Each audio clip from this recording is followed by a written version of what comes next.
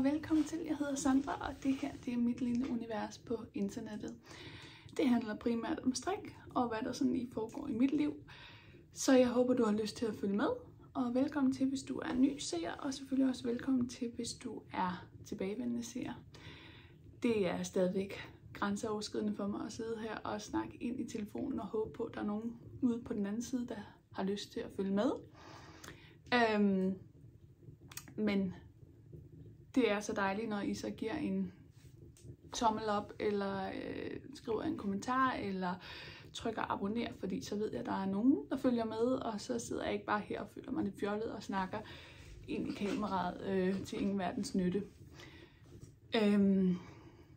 Ja, tusind tak for alle jer, der har skrevet på de tidligere afsnit. Jeg sætter stor pris på det. Som jeg også har nævnt før, så er jeg ekstremt dårlig til at få svaret derinde, men jeg læser dem alle sammen, og de gør mig bare super glade hver en. Til den opmærksomme seer, så sidder jeg ikke hjemme, hvor jeg plejer at podcaste fra. Jeg sidder langt ude i den svenske skov, op omkring Jönköping, i noget, der hedder Eksjö, hvor vi plejer at tage op 1 til 2 gange om året, hvor vi lejer en lille svensk ødegård lige ned til en dejlig sø. Jeg har tændt op heromme, og det har vi faktisk haft hele ugen, fordi det har været meget koldt. Og jeg kan forstå på det hele, at Kristi Himmelfartsdagene hjemme ved jer, de er noget lunere, end de er heroppe. Men så hygger vi os indenfor. Også udenfor, fordi solen skinner faktisk i dag. Men så får man jo brugt alt sit strik, og det kan jo absolut også noget. Som sagt, så ved jeg ikke lige hvorfor, men jeg tror, jeg er lidt rusten i dag. Min kop var fyldt, da jeg satte mig her, og nu er den halvt fyldt, fordi jeg blev ved med at synes, det bare er en dårlig intro, jeg får lavet og sådan noget. Så nu prøver jeg, og så ser vi, hvordan det går. Jeg havde faktisk optaget den her video, inden vi tog hjemmefra, men så var der lige nogle ting, og så tænkte jeg, så kunne jeg lige så godt tage alt udstyret med. Så det ligger sådan i bunker rundt omkring mig. Det er jo det gode ved at køre i bil, så kan man jo bare stoppe ind i bilen og køre afsted. Men jeg kan se på det hele, jeg har så glemt nogle ting, men det må jeg catch up med senere. Ja, siden sidst, så snakkede jeg jo om, at jeg var begyndt på en diplomuddannelse i sårpleje, da jeg er sygeplejerske til hverdag. Og det afsluttede jeg her for et par uger siden, første halvdel af modulet. Og det gik sådan, det gik egentlig fint. Jeg troede, jeg havde styr på det og sådan noget, men og havde en vejleder, der sad og nikkede og smilede, og jeg tænkte, okay, det kører det her, og jeg var godt klar over, at jeg ikke var til 12-tal, men jeg synes, det kørte nogenlunde. Men da de så havde voteret, og jeg kom ind, der havde vi åbenbart misforstået hinanden fuldstændig, så det var jeg sådan lidt ked af, også fordi de gik sådan lidt efter mig som person, og hvad jeg sådan kunne ude i praksis, og det blev jeg faktisk lidt ked af. Ja, så det skulle jeg lige bruge lidt tid på at bearbejde. Også fordi, jamen der ligger jo sådan mange ting i det, men og nu bliver det lidt personligt, og så må man lige spole frem, hvis man hellere bare vil se strikken, men da jeg var ganske ung teenager, der begyndte jeg at få sådan nogle ryg. Til at starte med tænkte jeg ikke over det, men så nævnte jeg det for mine forældre, og de sendte mig jo straks til læge, og jeg blev udredt, og ja, det viste sig, at jeg havde epilepsi, og det er en form, der kommer sådan sent i livet, så jeg stod der som stor teenagepige, og havde lige pludselig fået en kronisk diagnose, og skulle spise piller resten af mit liv. Og det var jeg absolut ikke indstillet på, og tog ikke noget som helst særligt seriøst. Det var det på det tidspunkt, hvor man var begyndt at gå i byen, og være længe op, og drikke alkohol og alt sådan noget, og det, de to ting, de går ikke sådan skide godt hånd i hånd. Plus at, ja, jeg var så til neurolog, der ligesom sådan spurgte mig ad, hvad jeg havde tænkt mig, at jeg skulle med mit liv. Og jeg siger sådan, jamen, jeg havde tænkt på, at jeg ville gerne være sygeplejerske. Og så kigger hun på mig og siger, det kan du godt droppe alt om. Du skal ikke være sygeplejerske, det er alt for stressende, og det er alt for presset i arbejde, så du skal finde på noget andet. Og så sad jeg der som 19-årig og synes ligesom, jeg havde lavet mine fremtidsplaner, og så ødelagde hun bare alt. Men jeg besluttede mig for, at det skulle hun i hvert fald ikke bestemme. Jeg var stedig og sagde, at det skal jeg nok gennemføre. Og jeg gennemførte også sygeplejeuddannelsen, og det gik egentlig rigtig, rigtig fint. Men noget af det, der ligesom er i at have epilepsi, det er sådan, anfaldene er en ting, det er sådan toppen af isbjerget. En anden ting, det er alt det, der ligger nedunder, som er koncentrationsbesvær, det er udtrætning, det er indlæringsvanskeligheder, det er problemer med at fastholde sig selv i et eller andet, man skal være koncentreret om. Så det har været noget af det, som jeg har kæmpet med på første del af den her moduluddannelse. Det har været ligesom at finde den der rytme i at få læst og kunne huske tingene. Den største problematik, der er for mig, det er det her med at læse en tekst, og så kunne fortælle ud fra det, eller gengive det bagefter. Det kan jeg ikke. Og det er lige meget, om det er en bog, der interesserer mig, eller om det er faglitteratur, eller hvad det er, så sidder det bare ikke fast.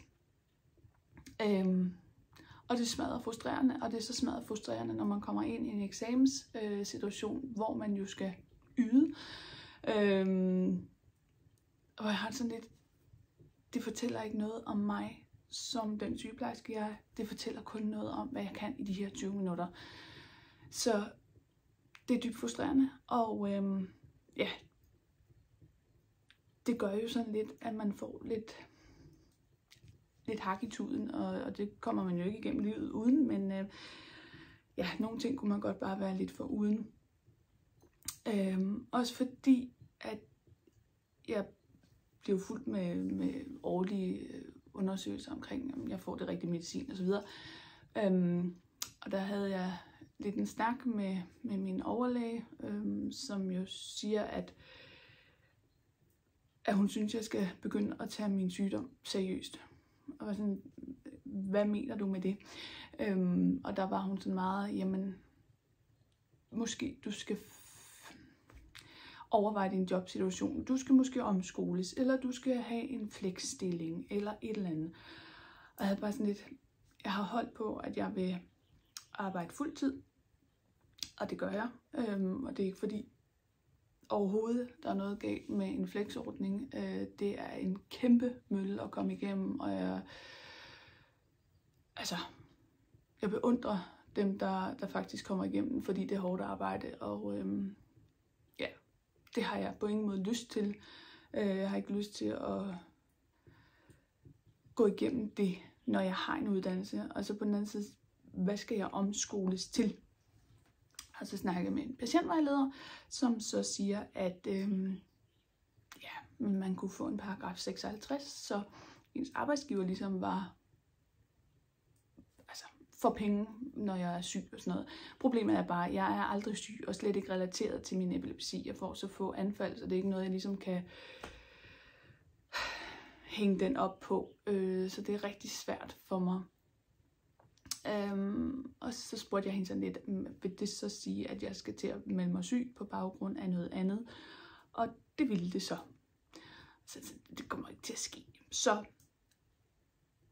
jeg er altså stadigvæk i mit job, og jeg vil rigtig gerne mit job med de udfordringer, der nu er.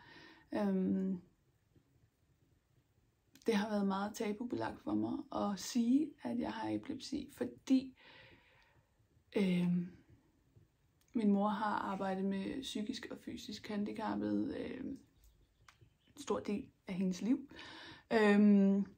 Og det var jo altid dem, jeg forbandt med, der var meget multihandicappede, at de havde epilepsi. Så at en ung, velfungerende pige lige pludselig også havde det, det kunne jeg slet ikke få til at hænge sammen.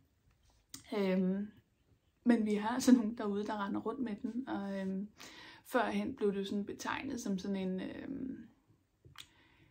at man var besat, og hvis man var kvinde, så var man helt klart heks, og der foregik jo hekseafbrænding, også på baggrund af det. Og det var først helt op i 70'erne, at man faktisk begyndte at have en helt anden holdning til det. Ja, så. Men strikkeopskrifter, det kan jeg læse, og jeg kan nogenlunde huske det. Pudsigt nok. Ja, det blev lige langt. En lang snak om det her, men det er også mere for at sige det lidt højt, og sige, at vi ikke er alle sammen 12-talspiger, og vi er også nogle stykker, der bare gerne vil have lov at være, uden hele tiden at skulle uddanne os, og hele tiden skal dygtiggøre os med karakterer i bagagen. Men sådan er samfundet jo desværre ikke skruet sammen lige nu og her. Ja, nå. Jeg håber, at du har fundet dit striktøj frem, og er kommet igennem de første 10 minutter her, og har noget godt i glasset. Skål i kaffe. Nu skal vi til det, som vi sidder her for. Jeg har en ny strikbog, og jeg har selvfølgelig glemt bogen, men det er også lige meget. Den er fra Marianne Isers Et strikkeliv, den første, der er udkommet. Og den hedder Horseshoe, og jeg har fortalt om den, og hvilke problematikker der har været. Jeg har diskuteret rigtig meget med Marianne under hele strikningen af denne her. Altså ikke sådan personligt diskuteret med hende, men ja, vi har været uvenner en stor del af tiden. Og vi lige rejse mig op, så I kan se den. Den er jo blevet godt boxy. Og ja.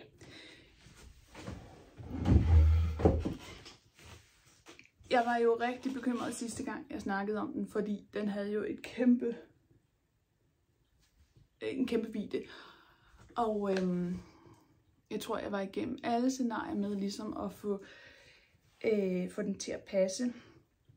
Fordi jeg egentlig gerne bare ville vide, hvor meget den fyldte. Og ærmerne kunne jeg jo se, de kom til at sidde meget langt ude, hvilket de også gør på den oprindelige opskrift. Så det var egentlig ikke noget problem i det. Brystvidden var lå mellem 2 størrelser. Den er lavet i 2 størrelser, så den lå bare imellem de her 2 størrelser.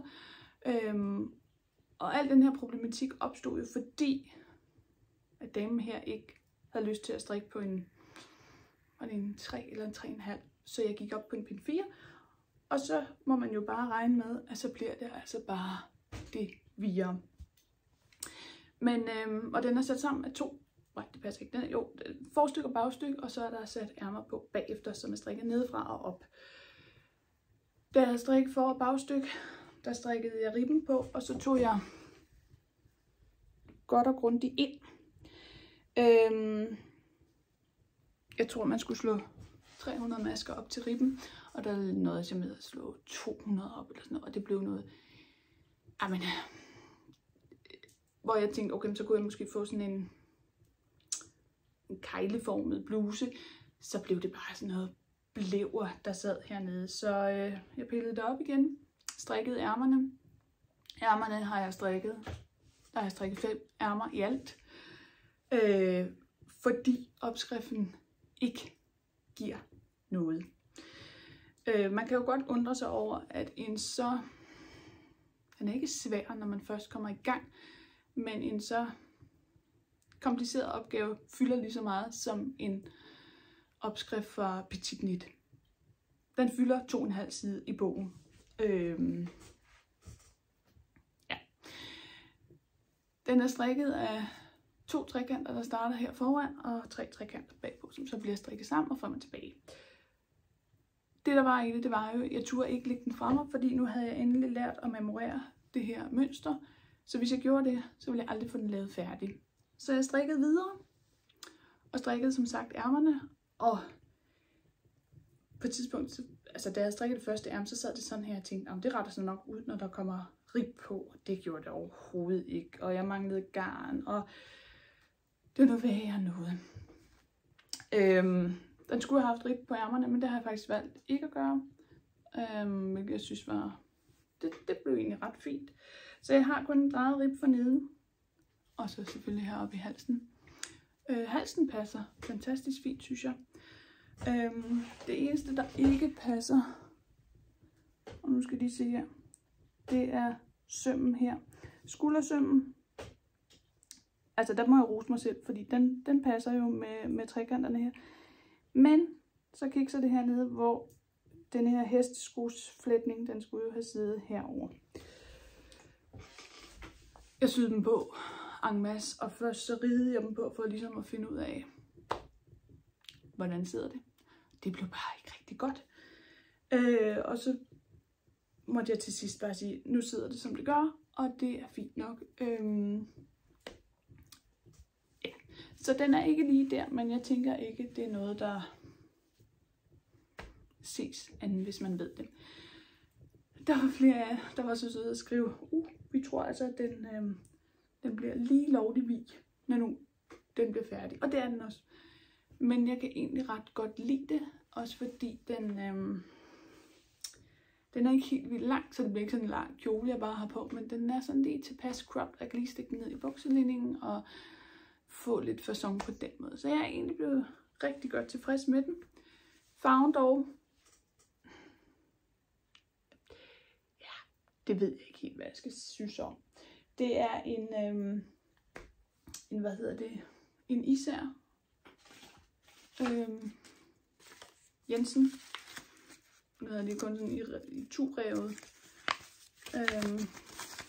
Men farve 7S. Ja, som jeg købte på en efterårsferie i Nordjylland op ved Café Martin. Lækker gang. Jeg elsker den her rå uld. Ja. Men jeg er måske lidt ked af, at jeg ikke har lavet den i en lysere farve. Men nu er den, som den er, og det er egentlig rigtig fint. Som så sagt, så slog jeg jo lidt med opskriften, fordi den er bygget op af strikkeprøven. Så alle de her trekanter, den er sat sammen med, og ærmerne, der står der bare i opskriften, strik ligesom strikprøve. Og når man så ikke har lavet en strikprøve til at starte med, så ved man jo ikke lige helt, hvordan og hvorledes det er. Men jeg kom igennem, og som sådan er den ikke svær. Man skal bare have en lille smule, for det første tålmodighed, og det havde jeg ikke, da jeg havde siddet og strikket det hele 27 gange og lavet, drejet ribkant hernede, og nej. Men den blev færdig, og jeg synes faktisk, det giver en god effekt, at jeg tror, jeg har lavet ærmerne lidt smallere, for at få det her sådan lidt stramme look her, så jeg ikke bare bliver en sæk kartofler. Ja, så ja, alt i alt en rigtig fin sweater. Og så tror jeg har besluttet i dag, fordi jeg har 3 færdige sweater, så færdig. Og jeg tænker, at jeg tager dem på, så jeg holder lige en lille pause. Og så skifter jeg lige, for jeg synes, det giver et bedre blik på, hvordan det egentlig ser ud. Og de næste par sweater, så jeg vil snakke om, jeg ved ikke, dem der så med sidste år, der lavede jeg jo et dogme for mig selv, der hed, at jeg skulle, jeg måtte ikke strikke petit knit. Og det var ikke, fordi jeg havde noget imod Mettes opskrifter overhovedet. Jeg elsker petit knit. Jeg elsker, hvad hun har gjort for strikkens verden. Men jeg blev nødt til at kigge lidt ud og se, hvad der ellers var. Det resulterede sig i en masse Hanne Rimmen-strik i stedet for, hvilket også var rigtig fint og dejligt. Men så er det ligesom om, at så har jeg altså slået mig løs i Petit Knit i år. Og jeg var lige inde og se på de opskrifter, jeg nu har strikket op. Og faktisk så ligger de tilbage fra 17 og 18, hvor jeg har købt dem. Så det er jo nogle ældre sager, der har ligget. Ja. Men jeg tænker, jeg tager lige den første på, og så får I lov at se den. Således. Jeg håber altså, lyset er okay. Det er fordi, jeg har solen lige i masken, så jeg har lidt svært ved at se, hvad der foregår på skærmen. Men jeg håber, I kan danne jer et overblik. Det her, det er Ankers My Size, som jeg lige nævnte før, har ligget i mit strikkebibliotek siden 17 eller 18, det kan jeg faktisk ikke huske. Og jeg har haft et lidt ambivalent forhold til den. Jeg har ikke helt kunne finde ud af, hvad jeg synes om den, på grund af de her ribmasker heroppe. På nogle synes jeg, det har set meget kluntet ud, og det har ikke sådan lagt så pænt efter vask. Og ja, så jeg har hele tiden haft sådan lidt, hvad synes jeg egentlig om den? Men så jeg den på, på Instagram, på Karen Marie Munk, som havde lavet den i den her smukke hvide farve, eller beige, eller ikke beige, cremefarvet. Og så tænkte jeg, det vil jeg bare rigtig gerne eje også. Så jeg gik i gang med at lede efter garnet. Og jeg har det jo sådan, at hvis jeg skal købe garn, så skal jeg ud og mærke det i virkeligheden. Fordi det der med at købe på nettet, det er overhovedet ikke mig.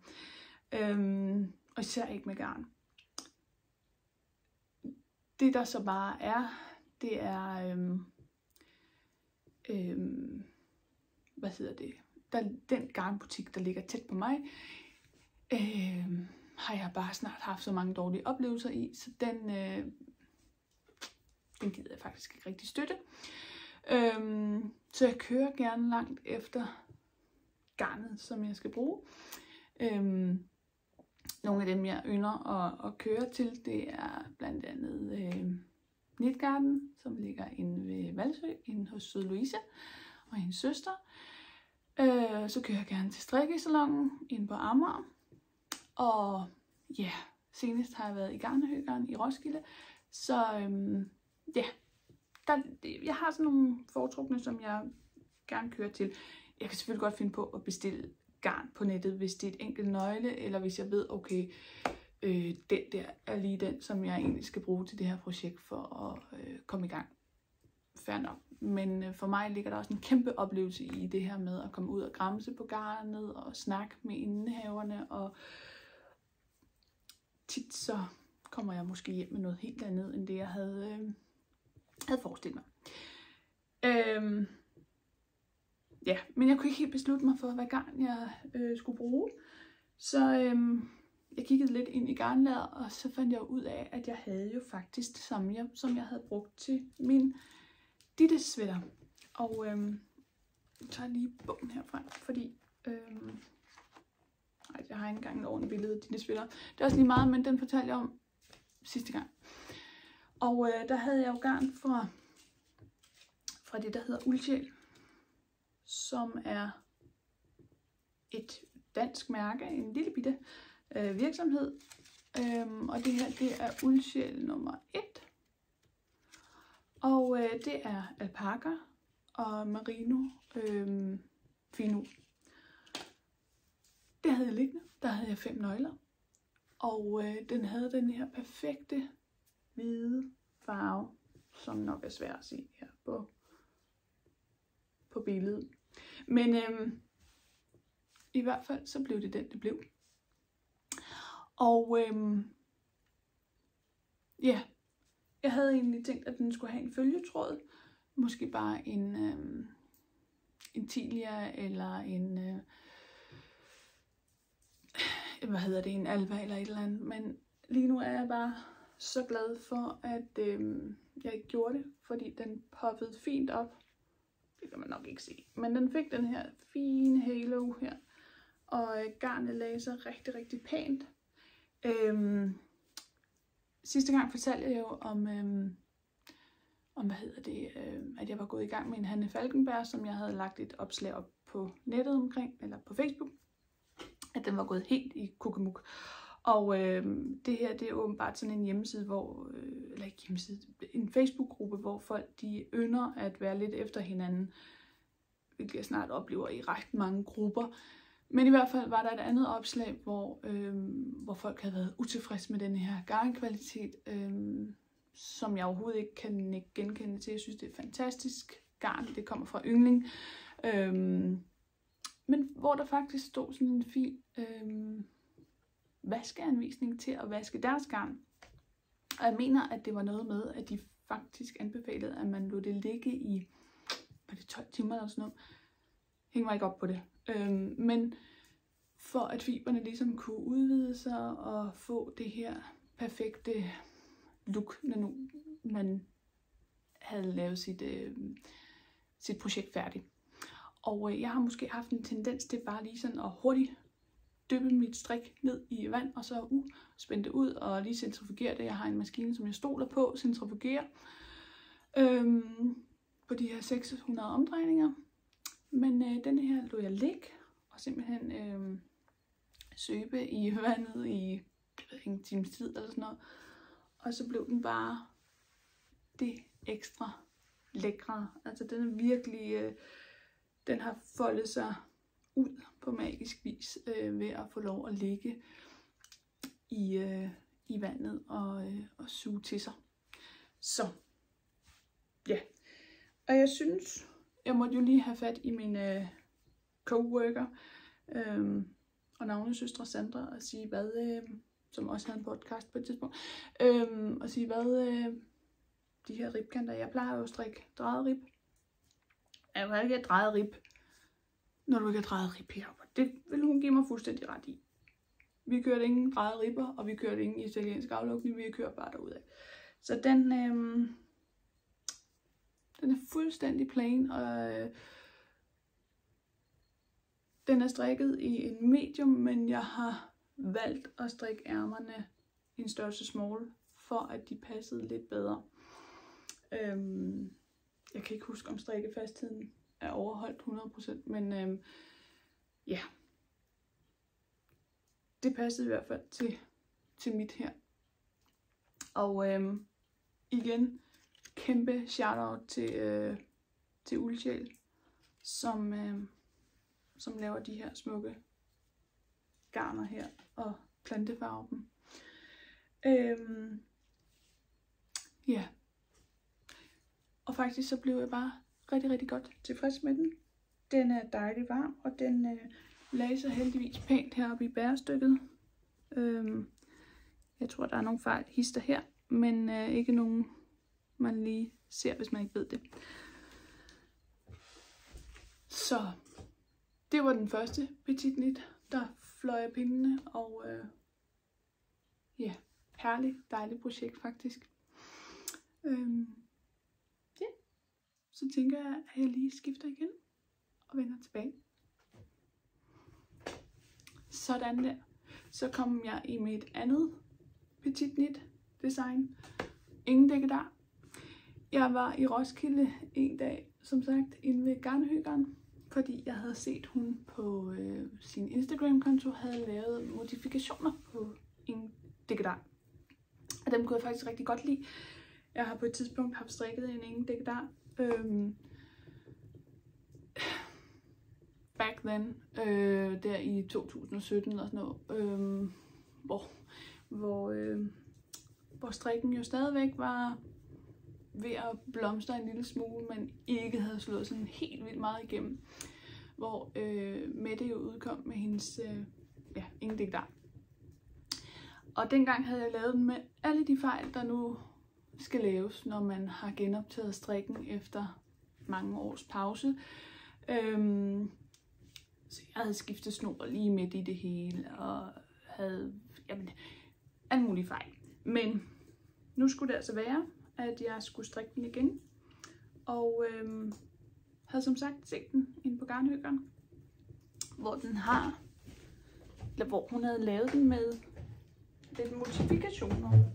Blandt andet slis hernede, og her i siden er der lige lidt rib. Og det er jo ikke noget, der giver så meget, men det giver bare lige, at det er lidt anderledes. Og en fantastisk smuk farve. Ikke sådan helt grå, og den er en lille smule meleret, men ikke den der sådan saltpeber, som jeg absolut ikke bryder mig særlig meget om. Men den har bare lige sådan det her fine, ja, melerede udtryk. Og det er fordi, at den er strikket af en hvid og en grå. Og det er den grå, det er alpaka 1 fra Isager, farve E2S. Og så er den strikket sammen med noget, jeg aldrig har prøvet at strikke i før, som jeg er blevet fuldstændig pjattet med. Og det er Merlin fra Isager, som jo er en 80% uld og en 20% hørblanding. Og den har farven E0. Og den giver altså det her look her. Og igen, altså Merlin er en lille smule, hvad skal man sige, stiv, når man sidder og strikker med den, fordi den jo har det her hør i sig.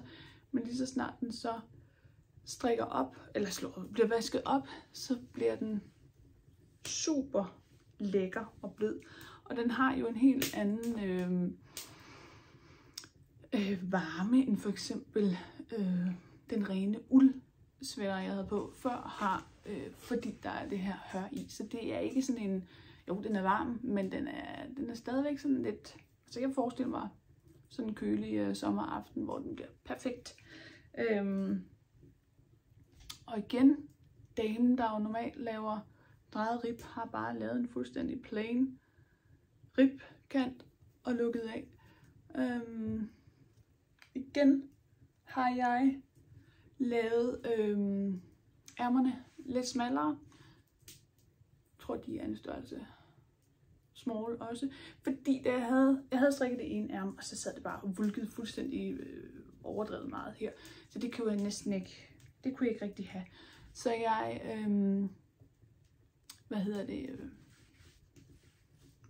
travlede det op og strikkede nummer 2 ærme, og tænkte, okay, det passer bedre med en størrelse small, tror jeg, til det. Fordi det er jo faktisk en ret boxy trøje. Også fordi den har en dyb raglan-udtagning. Ja, og det er jo ikke fordi de her slisser er raketvidenskab, men jeg var bare ret pjattet med, hvordan hun havde lavet sin, og den har fået sådan en fin kant dernede, og bare lige en smal rib. Så ja, det var bare for at få et lidt andet udtryk, og jeg har manglet sådan en sweater, fordi det er helt glemt at fortælle. Jeg var jo så privilegeret, at jeg blev inviteret ud af Garnnøglerne, som normalt holder til i Holbæk, på en café derude, og holder nogle eftermiddage, hvor de drikker kaffe og spiser kage, og der kommer en og holder et lille oplæg, garnfarver eller strikker, eller hvad det nu måtte være. Jeg har på et tidspunkt selv været sammen med Bastrup, eller ikke sammen, men hun holdt et oplæg, og det var super fint, og det var så hyggeligt, hvor det var Jean, som jo lige er i Maries ånd, og så fortalte hun lidt om sit strikkeliv, og så havde Tina og Heidi spurgt, om jeg havde lyst til at komme og holde en lille oplæg, og så ville der blive, det var ude ved Kalundborg, så ville der blive serveret noget tapasanretning, og så kunne jeg få lov at fortælle om mit strikkeliv, og min lille virksomhed, og hvad der ellers sådan lige røre sig. Og det var jo super hyggeligt og super privilegeret, at jeg fik lov til det. Så tak for den oplevelse. Det var virkelig dejligt at prøve, og mega nervepirrende at stå over for en flok strikkeglade kvinder. Og prøve at tænke sig, hvor meget der er sket på det område også, at lige pludselig så er vi en hel flok kvinder og mænd også for den sags skyld, som mødes til sådan nogle aftener, og uden at det er tabubelagt, og uden at det er sådan en lyssky forretning mere. Nu tør vi strikke i offentligheden, og vi viser stolt vores strik frem, og vi tager det på og bærer det med stolthed. Jeg synes, det er vidunderligt, og at tænke sig, at der så er sådan nogle 2 dejlige skønne damer, der har lyst til at være primus motor for at holde de her arrangementer, og invitere ganske almindelige mennesker til at komme og fortælle lidt om deres strikkeliv. I kan se mere inde på Garnnøglerne, hvor de figurerer, og ja, de er værd at følge, og de er værd, og jeg ved, der er rift om pladserne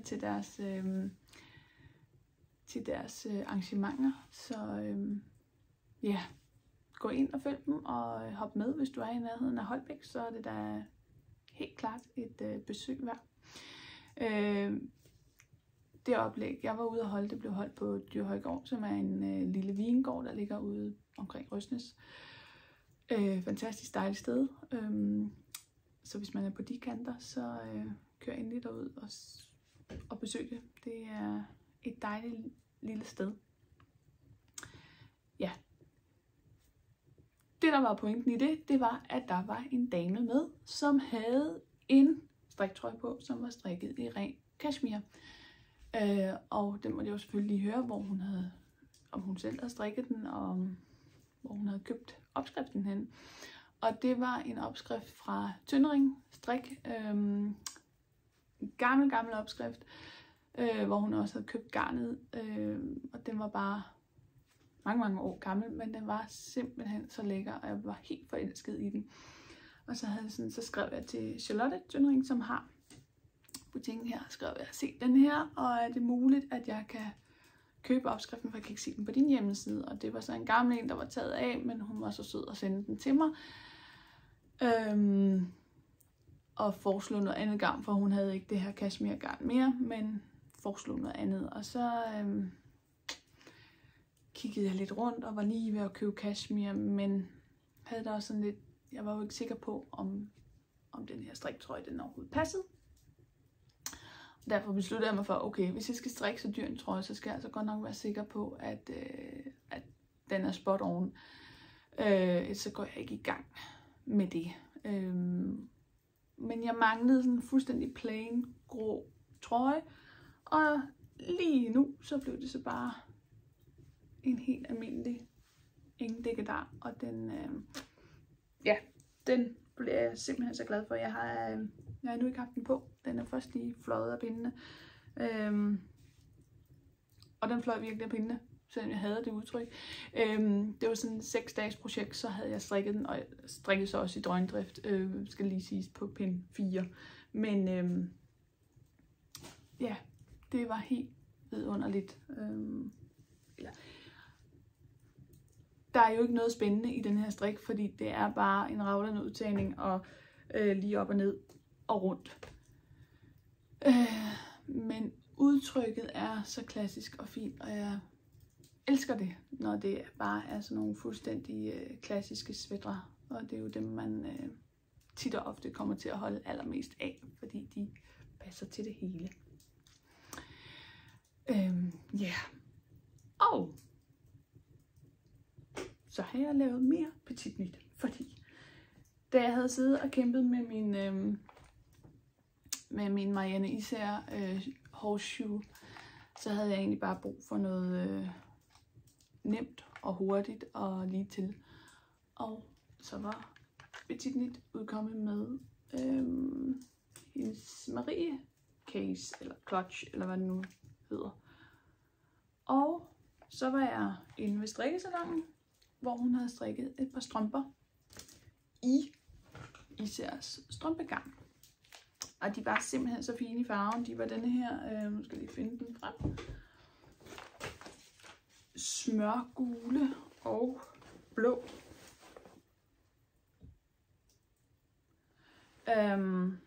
Stribet strømper, som jo er Dortes ting inde i strikkesalongen. Hvis du ikke kender hende, så selvfølgelig hende på Instagram.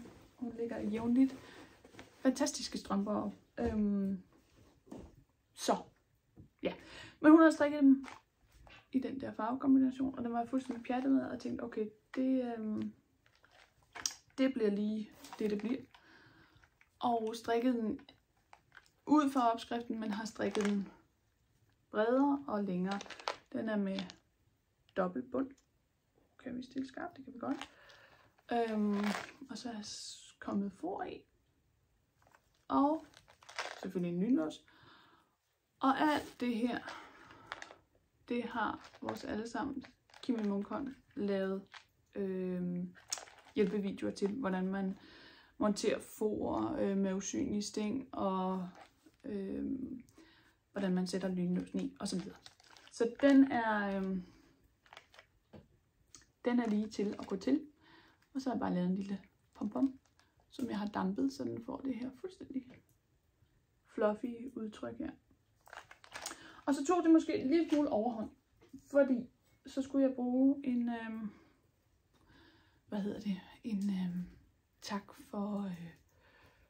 tak for lån gave. Så jeg strikkede den i en blå udgave. Den lyseblå er en håndværksgarn, og den lyseblå er strømpegarnen fra, som jeg lige viste fra, Især. Men den blev sådan lidt babyet efter min mening, så jeg havde det sådan lidt, det skulle ikke være det. Så jeg måtte jo i gang igen. Så det blev denne her, som er en rest fra min Sophie sweater, tror jeg den hedder, fra Skal Studio, som er en en Hjelholt håndværksgarn også. Jeg kan ikke huske farven. Og så er det den mørkeblå. Det er en rest, jeg havde fra min Moonchild sweater, som er en Karma fra Pamil, hvor der er sådan lidt spekkels i, og det kan man selvfølgelig ikke se så meget. Man kan se en lille smule her. Og nogle steder er en lidt anden tone, men ja, og den passede altså bedre til det, jeg skulle bruge den til. Igen monteret med for, og så har jeg lagt en lille creme i. Så den bliver givet i gave lige om lidt. Men det er sådan et fantastisk overkommeligt projekt igen med dobbeltbånd. Altså jeg synes virkelig, de er fine, og de er godt beskrevet. Jeg elsker det her udtryk, de forskellige udtryk, de får. Jeg kan også bare strikke fuldstændig ensfarvet. Det gør også et eller andet flot ved dem. Så 5 færdige petit knit projekter fra damen, som ikke strikkede petit knit sidste år. Hun har indhentet det godt og grundigt. Ja.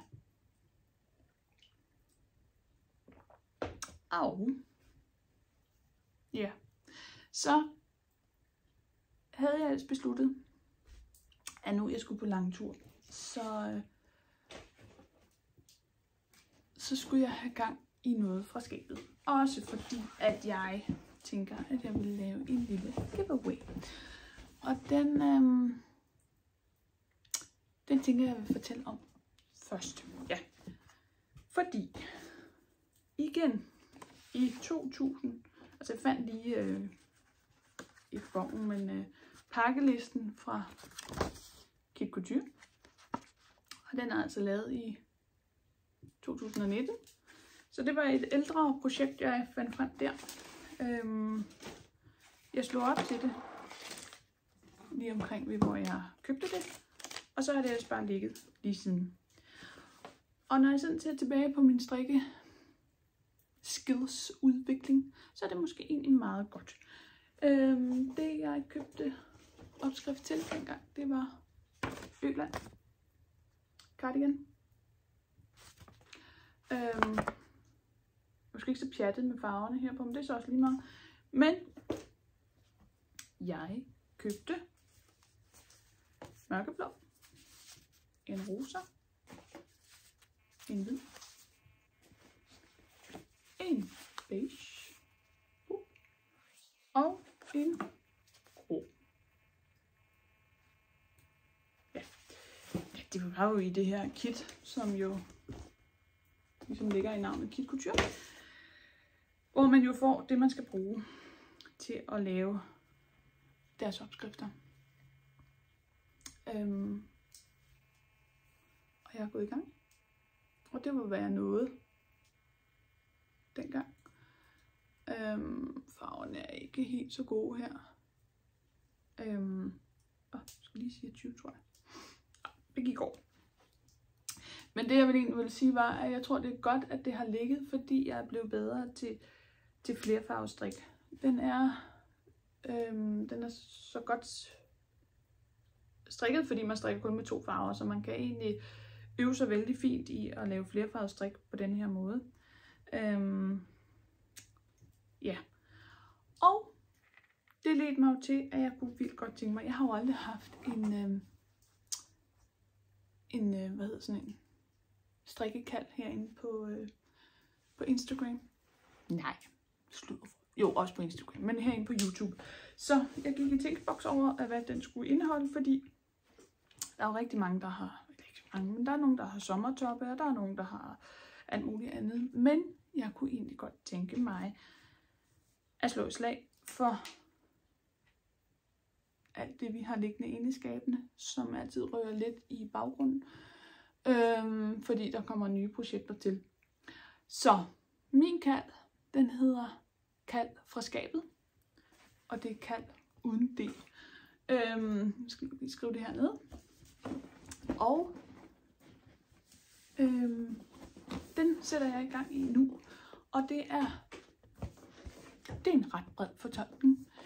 Det kan være, altså, jeg synes jo, fordi man har et par strømper, der lige mangler en ribkald, det er ikke sådan det, jeg tænker. Vi skal lidt større projekter. Det er sweaterser, det er pullovers, det er altså beklædning, sjaler, lidt større ting, som man kan være med i. Og jeg tænker, den går til en gang til sommer. Og hvad har vi nu? Vi har maj. Så måske i august kunne vi have det færdigt. Så skal jeg sørge for at få lavet et afsnit i august. Men ja. Og hvad kan man så vinde? Det kommer her. Jeg skal lige have det. Fordi jeg er jo ikke sådan en, der har fået sponsoreret alt muligt.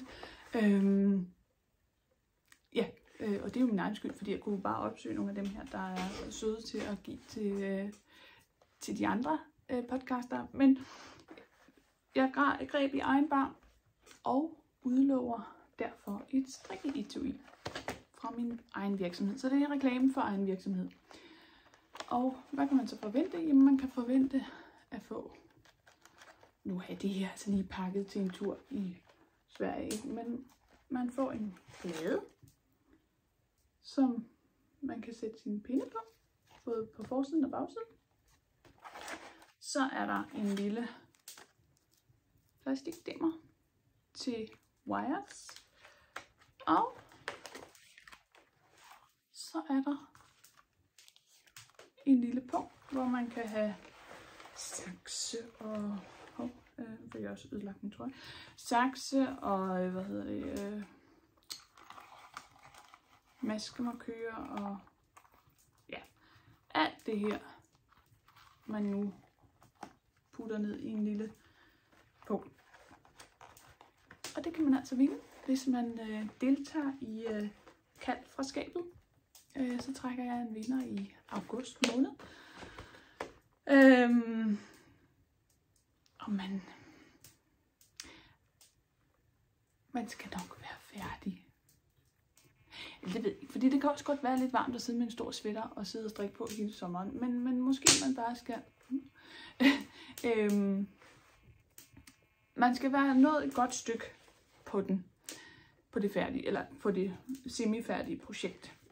Så er man med i lodtrækning om et strikkeetui, enten i en XL, som passer til min sigenit, eller også, hvis man har nitbrug, så har jeg også et etui til dem. Så jeg håber, I har lyst til at være med i min første kald. Der er så mange spændende kald derude. Så ja, smid et lod i puljen, hvis du tænker, at du skal være med her hos mig. Jeg har ingen idé om, hvor langt det her afsnit det er, fordi jeg har stoppet og startet undervejs. Men jeg vil lige starte, eller jeg vil lige sige det, jeg har gang i lige nu. Fordi jeg havde jo tænkt, at jeg skulle strikke på den der. Men så kom der altså noget i vejen. Og den har også ligget på min liste meget, meget længe. Og det er overvintring af aftenstrik, som jeg strikker som en cardigan. Derfor har den lige den der opklipningskant her. Og den er strikket i Rauma Fino, som jeg længe har haft et ønske om at prøve. Og der måtte jeg altså ligesom gå imod mine egne principper. Og der bestilte jeg den faktisk op ved Yarn Freak, ud fra deres farvekort på nettet, som faktisk passer rigtig, rigtig fint. Og den har jeg strikket i, og jeg har ikke fået dem alle sammen med, men jeg kan lige vise. Øjeblik. Skal jeg lige have en bog her. Den har jeg som sagt haft på listen også meget, meget længe, for jeg synes, den har været så fin. Og så havde hun lavet den i en cardigan udgave. Og den er, den er bare så hyggelig at sidde og strikke. Og det er sådan en rigtig svensk strik for mig. Altså det her med flerfarvestrik og de her fugle, der sådan er på træk. Det her, det er min farvekombi, og jeg håber, man nogenlunde kan se den. Måske skal jeg sætte den op i noget lyst.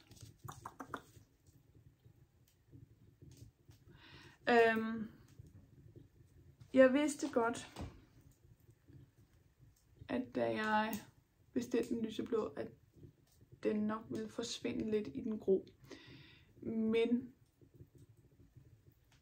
det gør mig egentlig ikke så meget. Der kommer en blå række fugle hernede af den lyseblå mere. Og det her Rauma Fino, det skuffer på ingen måde min forventning. Det er meget lækkert, og det dufter af uld. Altså, det er jeg helt pjattet med.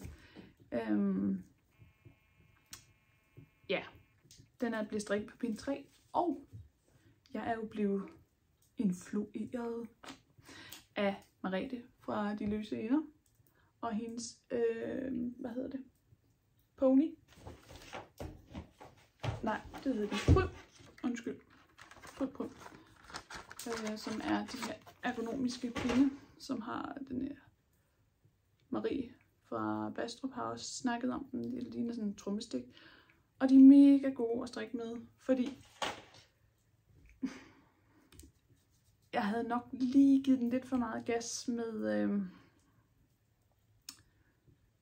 at få strikket denne her. Så jeg var simpelthen så øm og spændt op, så jeg måtte til sådan en sportsmassør, som vidste, hvad hun lavede. Og jeg siger, at jeg har nok strikket lidt for meget og spændt op, og jeg var helt låst i venstre side. Og så siger hun sådan, jamen kan du så ikke lade være med at strikke noget tid?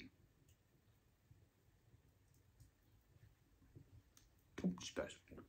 Så nej, det kunne jeg ikke. Men jeg kunne da købe mig nogle nye pinde. Og de,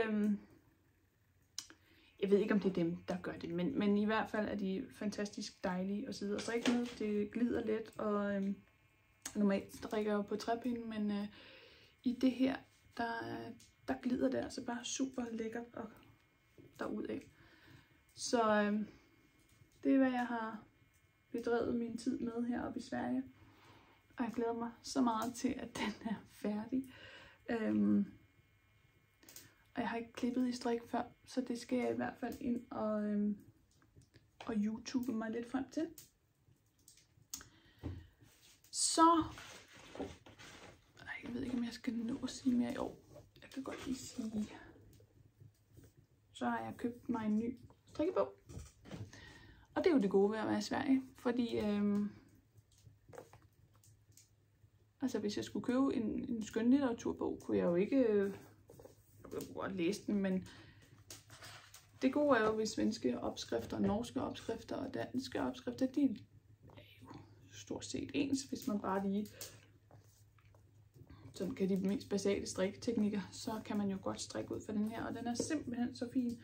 Det er Erika Åberg, som har lavet den, og der er nogle fantastiske fine, altså jeg har fået et eller andet formønstret strik. Den anden, der synes jeg er helt skøn. Og det er, jeg har jo siddet og binge-watchet Marie Bastrups strikkekoner.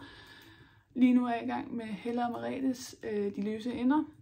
Jeg har set begge podcast førhen. Jeg følger dem jo slavisk, når de udkommer, men jeg har siddet og set alle afsnittene igen.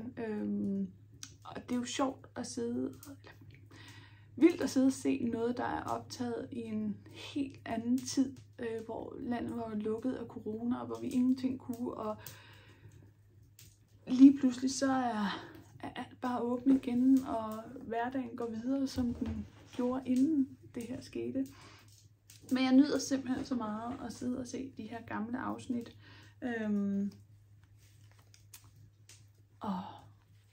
Og genoptage det her. Og så kom jeg tilfældigvis ind på Basvik, som jo også er en kanon dygtig strikker, som jo laver mere sådan vintage strik, og de skyder ikke herude, men det er bare et brandovn. Og mønstret strik, og jeg blev helt forelsket i alle hendes mønstrede strikkeprojekter. Så jeg tænker, der skal noget mere mønstret strik på pindene. Nu har jeg jo min basisgarderobe i orden. Men da jeg så købte den der bog der, så faldt jeg også lige over en Sauberbar, som jo er strømpegarn. Og jeg havde også købt den i en anden farve, men den kan jeg altså ikke finde. Så den har jeg allerede præsteret at smide væk. Og så købte jeg noget fuldstændig plain strømpegarn, som er, altså det er jo uld med 25% nylon, og den anden har polyamid. Men det er godt nok, altså forskellen på denne her er jo, at den er blød og lækker, og den her, den er altså noget mere syntetisk. Men jeg går jo i strikkede strømper året rundt, primært for min mor til at strikke dem, fordi det gider hun godt. Men jeg elsker strikkede strømper, jeg elsker, når de får nogle spøjse farver. Så ja. Men lige nu, der er det altså den her, der er på pinden, og det er den, der skal være færdig på et eller andet tidspunkt. Jeg tænker, den bliver lidt varm at sidde med her til sommer, men det går nok også. Ja. Der har jo været lidt polemik, hvad hedder det noget? Ja, omkring, og der er flere podcaster, der har nævnt det, og det var først, da Marie Bastrup nævnte det i sin story på Instagram, at der var nogen, der havde følt sig trådt over tæerne, fordi de ikke var med i et Charns julekalender, og det synes jeg jo er vildt synd. Jeg synes jo selv, som lille erhvervsdrivende, at det er hård business derude. at være op imod større ting.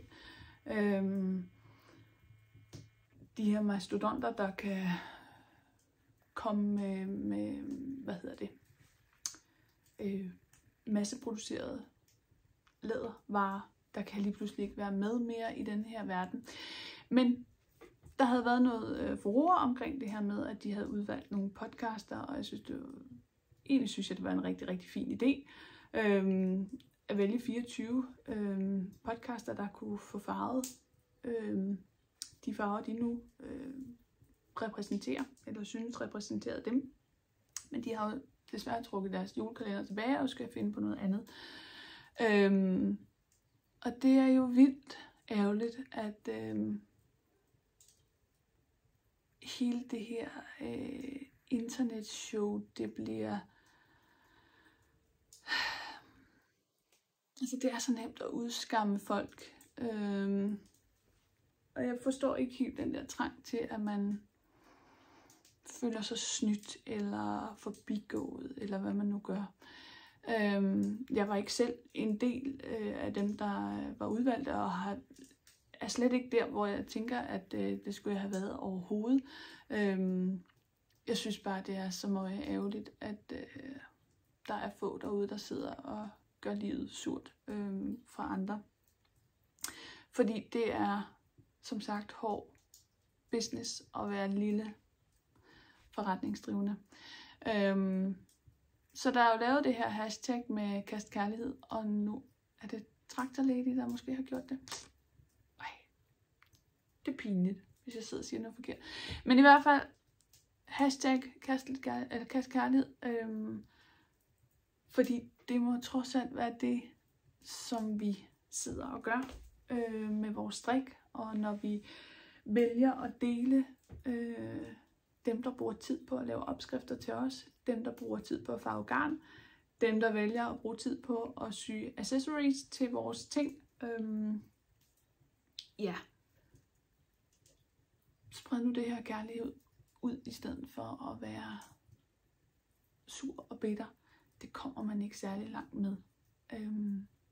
Vi skal gerne være glade og fælles om det her i stedet for. Ja. Og nu har jeg vist snakket længe nok for i dag, og nu vil jeg nyde det sidste af min ferie. Og jeg håber, I er kommet igennem hele det her lange afsnit. Det har været en fornøjelse, og nu vil jeg sidde og få klippet det lidt sammen. Og jeg håber, det giver mening, alt det jeg har sagt. Ellers spørg endelig, og kommenter endelig, og like, og hvad I nu ellers har lyst til. Og så kan I jo også finde mig på Instagram som _Askegren, eller på Made by Askegren, hvor jeg har mine læderprodukter. Og så håber jeg, at I har lyst til at være med i min lille kald. Og jeg finder en vinder, når sommeren går på held. Der er lidt længe til, men vi skal også nå at være færdige med noget. Så kan I nu passe rigtig godt på jer selv, og have det rigtig dejligt, til vi ses igen. Hej mere.